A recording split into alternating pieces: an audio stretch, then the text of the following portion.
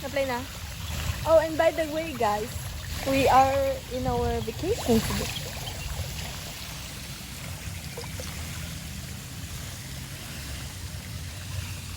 Okay na, okay na. Are you coming to the Philippines to look for love, or are you just looking for a fast way to lose all your savings? That sounds harsh, but it is reality.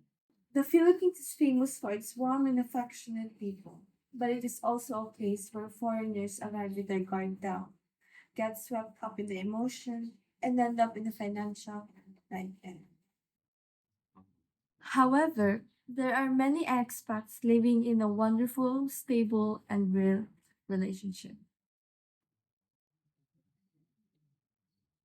What is the difference? Why does one person end up being ashamed while another one ends up being happy? So today we're going to talk with total sincerity about the mistakes and the weaknesses we make here in the Philippines. If you want your relationship to work and you don't want to be the protagonist of a horror story, stay tuned. Because what I'm about to tell you could save your wallet and your heart. The most serious mistake a foreigner makes is arriving with the savior mentality. Sa wow! Ano yung biglang itong video mo? They believe that because they come from a stronger economy. They're buying a direct pass to unconditional love.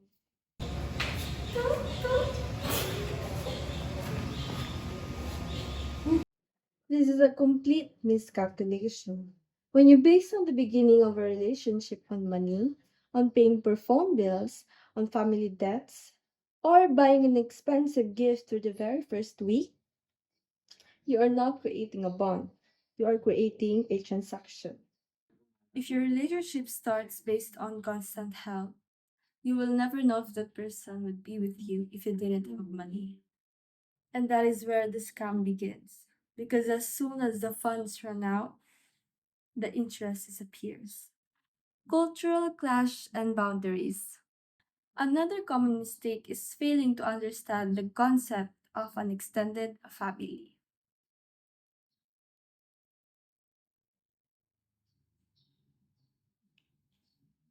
In the Philippines, family loyalty comes first. It is a beautiful thing, but it is also a double edged sword if you don't know how to manage your boundaries.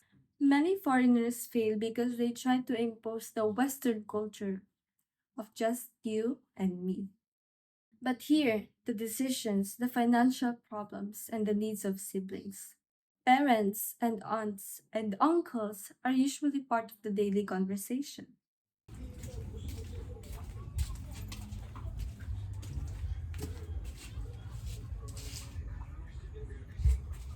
The winning move for those who succeed is understanding the dynamic from a place of respect, but without ceasing to be firm. It's not about being stingy, but it's about not being the ATM for the entire family you barely know. So, how do you filter and find someone who is truly worth it? The answer is simple: time and observation.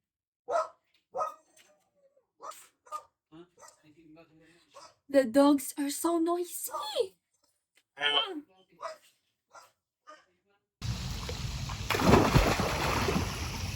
The fatal mistake is rushing things. Many foreigners get engaged or even got married just a few months after meeting. The lack of real knowledge is what leaves you vulnerable. Na-play na? Oh, and by the way, guys, we are in our vacation today.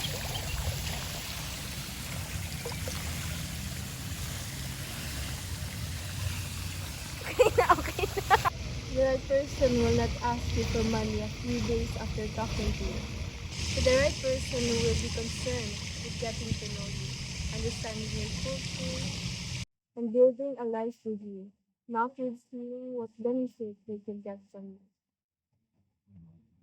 So the foreigners who have successful and long-lasting relationships here in the Philippines, it's because they did something different. They took the time to observe. They observe how she treats her family, how she how she manages her own money, and how she reacts when you say no to unnecessary expenses. It's so good I can't stop eating it. Respect is the key. If you treat a Filipino woman like an object or as someone who is inferior just because they came from a country who has fewer resources, I assure you that you will get the same in return. It's starting raining, so going back. But if you treat her as an equal with honesty and clear boundaries, you can build something incredible. Success doesn't depend on luck. It depends on your ability to identify who wants your company and who wants your wallet. So the Philippines is a place where you can find a loyal and loving partner. But just as long as you enter the game with your eyes wide open. Don't be a foreigner who arrives in believing that everything is going to be perfect. Be the one who is smart, setting boundaries, and valuing your own peace. What do you think? Have you been through this, or do you know someone who has the same experience?